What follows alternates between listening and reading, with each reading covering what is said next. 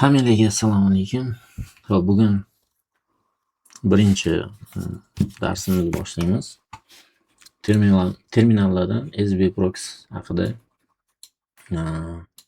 nastroyga qanaqa, ya'ni biz ishlashimiz uchun tayyor holatga keltiramiz. Xo'p, birinchi navbatda SBproxda sizlarga qisqacha terminal haqida tushuntirib ketay. Xo'p, qaranglar. Terminal klasterli analiz, объемный analizga moslashgan terminallardan bittasi, eng yaxshilaridan bittasi desa ham bo'ladi. Xo'p, sразу imkoniyatlarini tushuntiraman. Asosan объемlar, footprintlar, hamma biz uchun kerakli bo'lgan hamma indikatorlar mavjud bunda. Xo'p, undan keyin buni platni versiyasi olinadi. Bu Tiger Trade'ga o'xshab bepul foydalanish imkoniyati yo'q. Ya'ni birinchi marta registratsiya qilayotganingizda 10 kun foydalanishingiz mumkin, lekin men sразу platni versiyasini olishni maslahat beraman. Oylik $30, yillik yoki lifetime olsanglar ham unaqa qimmat emas, $150. Xo'p, skachat olasizlar. Skachovaniyga kirganimizda qaranglar, 3 ta versiyasi turibdi: alfa, beta va stable. Ya'ni shu stable versiyasini men ishlataman. Tezroq men загрузка qilgandek tuyuldi. Загрузка qilib olasizlar, skachat qilib olasizlar. По-моему, oxirgi versiyasi, hop. Так.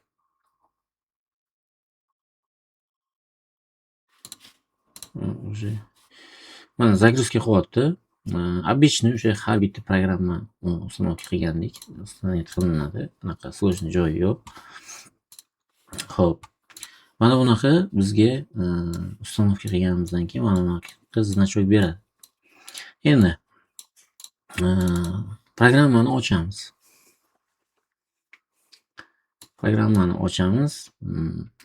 Qaranglar, mana bu joyda login parol yoziladigan qismi bor. Bizni sotib olganimizda bizga tak login parol pochtamizga jo'natiladi. Xo'p. Tak.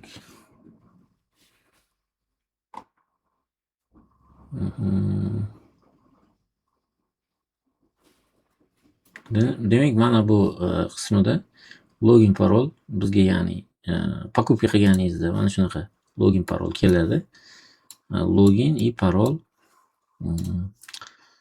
Mana shu bilan terminalni yoqib olamiz. Xo'p. Endi подключить qilamiz. Xohlasanglar proxy yoqsanglar ham bo'ladi. Ya'ni agar internetingiz yaxshi bo'lmasa, через proxy server yaxshiroq ishlaydi. Qaranglar, terminalni nastroykasi qanaqa bo'ladi? Birinchi holat. Birinchi tushuntiraman. Bizga bir nechta ya'ni grafiklarni, stakanlarni variantini ko'rsatyapti. Qaranglar, новый grafik ochamiz. Mana новый grafik. Bizda hozir standartniy yevro dollar parasi turibdi. Endi qaranglar. Sразу men ikkita grafikda ishlayman. Sразу sizlarga ham boshidan xuddi men nastroyka qilgandek birga nastroyka qilishinglarni maslahat beraman. Ikkita grafik ochamiz. Ikkalasiga ham birinchi qiladigan ishimiz imенно mana shu past qismidan grafikni olib yon tarafga tashlaymiz. Mana ikkita yonma-yon bizga grafik bo'ldi. Xo'p, ikkinchi qiladigan ishimiz linkovka. Linkovka nima degani? Ikkita grafikni bir-biriga bog'lab qo'yasiz. Bog'laganingizda bunisidagi qilgan действиялаringiz, ya'ni harakatlaringiz bunisida ham sodir bo'laveradi. Misol uchun, mana bu qizil rang qilib qo'yaman. Buni ham qizil rang qilib qo'yaman. Endi qaranglar, misol uchun biz agar bunda chizadigan bo'lsak, avtomatik bunda ham chiziladi. Agar linkovkani o'chirsak, mana bunda chizganimiz faqat uni o'zida qoladi. va indikatorlar yoki boshqa narsalar ishlatganimizda ham bir-biriga bog'liqligi yo'qoladi. Shuning uchun linkovka qilib qo'yiladi. Ya'ni men shunaqa linkovka bilan ishlataman. Xo'p, keyingi holat birinchi chap tarafni nastroyka qilib olamiz. Demak, chap taraf bizga grafiklardan birinchisi cluster volume kerak bo'ladi. Cluster volume va H1 time frame. Загрузка qilish uchun demak pre-minute tugmasini bosamiz. Cluster volume mana shu holat, volume profile, ya'ni bu men eng yaxshi ko'radigan footprintlardan bittasi. Xo'p. Endi keyingi qiladigan narsamiz, kelinglar birdan golga o'taylik. Demak, instrumentlarni mana bu terminal yaxshi tarafi, siz birorta birjani ulashingiz shart emas, hammasi o'zi ulangan. Chunki bu terminalni plyus tarafi faqat analiz uchun bo'lganligi uchun o'zi bazasida ulangan bo'ladi. Qayta reyting registratsiya qil yoki nimadir sotib ol kerak emas. Mana misol uchun bizga gold kerakmi? Mana gold. Yoki boshqa instrumentlar. Kerakli instrumentlarni biz ya'ni избранныйga qo'shib qo'ysak bo'ladi, ya'ni mana избранныйga bosib qo'ysangiz, misol uchun keling Binance'dan birontasini. Допустим, misol uchun R qo'shdik, mana sразу biz избранныйga qo'shildi. Endi qaranglar, mana gold futures. Qaranglar, bittasini ochyapman, ikkalasida ham загрузка bo'lyapti. Bu o'sha linkovka qilganligimiz uchun. Endi volume profile'ga qo'yganimizda qaranglar, raqamlar uzoqlashib ketgan. Ya'ni bizga imini krupniy объемlar raqamlari kerak bo'ladigan bo'lsa, mana bu joyda price tip degan joyi bor. Price tipni almashtirishimiz kerak. Ya'ni misol uchun 10 barobar ko'paytiradigan bo'lsak, mana 0 birida 1 qildim. Endi pre-minute qiladigan bo'lsak, mana volumimiz qisqardi va bizga ya'ni ixchamlashtirib berdi klasterni. Ya'ni endi bu narsa nima? Misol uchun 1 bilan 0 10 nima farqi bor desanglar, qaranglar, klasterlar объемlar yozilganda mana shu 0 har orasida 0 farq bo'ladigan bo'lsa, qachonki biz 1 qo'yadigan bo'lsak, mana shuni 10 tasini bitta jamlab nechta объем bo'lganligini ko'rsatadi. Xohlasangiz buni ya'ni 0.5 qilsangiz ham bo'ladi. Главное bizga o'sha komfortniy holatga kelish kerak. 0.5 qilamiz. Mana 0.5 normalniy optimal holat. Xo'p.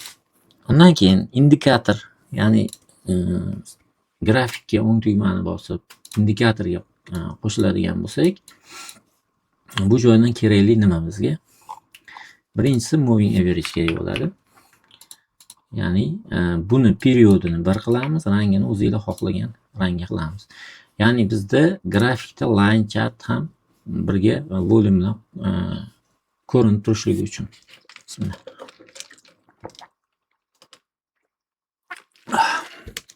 Endi keyingi instrument, ya'ni keyingi indikatorimiz bu level 2 Instagram. Level 2 bu limitli orderlarni ko'rsatadigan, ya'ni order bookimiz bizda. Endi volume profile'dan ya'ni podvalniy indikatorlarni qo'shamiz.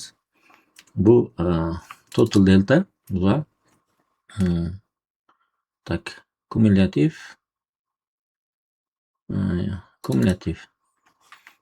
delta. Ya'ni kumulyativni pastga, totalni tepaga qilsak ham bo'ladi. Mana. Xuddi Tiger'dagi CVD bilan delta. Xohlasanglar total volume ni ham qo'shsanglar bo'ladi. Ya'ni bu общий количество объем. Xo'p, bizga eng kerakligi bu yerda delta ko'proq bizga kerak bo'ladi. Shuning uchun deltani demak tepaga olishim kerak. Total total delta pastga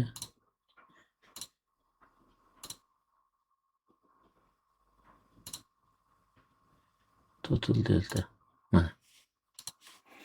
ya'ni deltali absorpsiya agressiya uchun bizga bu joyda joylashdi. Total volume, ya'ni umumiy количество объема. Bu kulminatsiyalarda bizga kerak bo'ladi. Trendda tugashi yoki разворотный точkalarda va CVD umumiy tendensiya. Xo'p, endi chap tarafimiz bizga yetarli bo'ldi. Chap tarafga volume profile yetarli. Xo'p, demak, biz agar podvalniy indikatorlarni bir tarafda foydalansak, ikkinchi tarafga shart emas. Endi ikkinchi tarafga birinchisi grafikni men delta profilga qo'yilgan bo'lardim. Chunki bizda imенно footprint ichidagi market объемlar kerak bo'ladi. Buni ham biz o'zimizga moslashtiradigan bo'lsak, bu tak давай h1 bo'la qolsin. Moslashtirsak mana bu yerda raqamlar ko'rinib уже informativniroq bo'ldi. Endi keyingi qo'shadigan instrumentimiz bu heatmap bo'ladi. Level 2 ni ham qo'shsak bo'ladi va heatmapni ham qo'shsak bo'ladi. Heatmap. Hop, загрузка qilsin heatmap qilsa. Mana heatmap. Endi agar biz level 2 ni qo'shadigan bo'lsak, heatmapdagi mana bu raqamlar kerak emas, olib tashlashga ham bo'ladi. Chunki bu ham o'sha narsani ko'rsatadi, bu ham o'sha narsani ko'rsatadi. Yoki level 2 ni olib tashlab, buni qoldirsangiz ham bo'ladi. Keling, olib tashlashni tushuntiraman. Heatmapning настройкasiga kiramiz va xo'p, текущее значение с правой стороны. Mana bu галочкani olib tashlaysiz. Галочкani olib tashladik. Endi ranglar juda ham yorqin. Bunaqa yorqin rangda bizning footprintimizda ranglari ko'rinmay qoladi. Shuning uchun ranglarni qaranglar, seriyni mana bu seriyni ikkinchi qatordagini, eng tepasidagini qo'yibman bitga, ya'ni past qismiga va askga ham o'sha rangni qo'yib yuborsa ham bo'laveradi. Chunki bu yerda bir narsa, xohlasanglar mana biroz qizg'ishroq rang qo'yib qo'ysanglar ham bo'laveradi. Uzr, bit bu rangda turaversin, askga qizg'ishroq mana. Xohlasanglar buni rangda ham turaversa bo'ladi. Bu yerda asosiy bizga kerakli narsa mana bu polosalar, ya'ni tepa askligi, past bitligi aniq. Bizga mana bu polosalar kerak bo'ladi. Shuning uchun bu rangga лично menga misol uchun o'sha temno-sariy rang menga yaxshi. Faqat polosalarni bilsak bo'ldi. Endi bu yerda boshqa настройка unchalik shart emas. Endi grafikni o'ziga, ya'ni настройка grafikaga kirib, mana bu joydan klasterlarga tana qo'yib qo'ysak bo'ladi. Misol uchun направленияni bossak, mana qarang, направление baraga. Mana bu joyda klasterlarimiz qanday rangda yopilganligini ko'rishimiz mumkin. Yoki kimga qulay bo'lsa, показывать switch qilsanglar, unda mana bunaqa switchnoy bo'lib ko'rinadi. Menga лично bar ko'rinishi yaxshiroq. Bunda ham imенно направление bar. Mana shu eng yaxshi holat. Endi demak, teplовая kartamiz. Keling, heatmapni yana biroz настройка qilamiz. Fonimiz temniy bo'lganligi uchun oqroq rang beramiz. Yoki umuman oq rang bersak ham bo'ladi. Mana tepa shu ikkinchisidagi yaxshi ekan. Bit ask. Mana. В общем, ko'zga tashlanmaydigan, ya'ni ishlasa bo'ladigan holatga keldi. Endi buni biz bir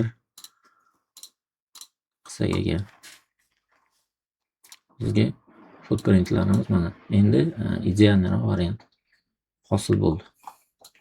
Demak, mana likvidnostga urilib korreksiya bergan, keyingi proboyda keyingi likvidnostga ketadi. Shu joyda bugungi Telegramdagi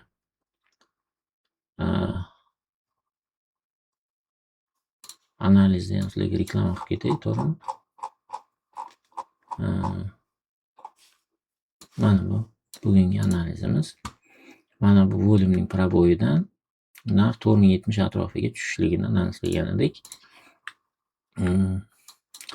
Ya'ni bizga proboy bo'lishi kerak bo'lgan volum mana bu edi va targetimiz mana 4070. Mana. Ya'ni mana bu holatda edi. To'g'rimi? Xo'p, do'stlar, mana shu mani рабочий stolim. Endi agar yana ba'zi funksiyalarni sizlarga tushuntirib ketay. Misol uchun bu yoqda chizganingiz bu yoqga kerak bo'lmasa, mana bu joydagi ko'zchani, o'rtadagi ko'zchani bossangiz, bunda yo'qoladi. Mana hamma chiziqlar yo'qoldi. Xalaqit qilmaydi. Buni ustida turaveradi. Xo'p. Boshqa ranglarni, misol uchun klasterlarning ranglarini o'zgartirsangiz bo'ladi. Yoki klasterlarni, misol uchun mana volume profilni, допустим, qarang, pokni rangini o'zgartirib qo'ysak, misol uchun keling sariq rang qilib qo'yamiz. Mana poklarimiz sariq rangga kirdi yoki допустим, черный rang. Mana черный bo'ldi. Yoki темно-синий, mana темно-синий bo'ldi. Ya'ni bu yerda hamma narsa maksimal qulaylashtirilgan. Maksimal qulaylashtirilgan. Mani рабочий stolim shu, menga o'zi volume profile kerak va liquidity map kerak va delta profile kerak. Va podval indikatorlar. Bo'ldi, mana shu narsaga men ishlashga moslashganman. Xullas do'stlar, SB Proxy haqida nastroykamiz shu. Kimda qanaqa savollar, kimdadir tushunmovchiliklar bo'lsa programma to'g'risida bizni Telegram kanalimizga o'tib, o'sha yerda chat bo'limida savol bersanglar, biz tushuntirishga harakat qilamiz yoki mana shu videoning tagida kommentariyalarda o'zingizlarda paydo bo'lgan savollarni yozib qoldirsanglar, qo'ldan kelgancha keyingi videolarda javob berib ketishga harakat qilamiz. Xo'p, kanalimizga obuna bo'lib qo'yinglar. Inshaalloh объемный analiz haqida video darsliklar endi chiqarishni boshlaymiz. Sizlarni поддержкanglar albatta kerak bo'ladi. Inshaalloh sizlar ham maksimalniy bizani поддержка qilsanglar, biz ham maksimalniy darsliklar chiqarib berishga harakat qilamiz.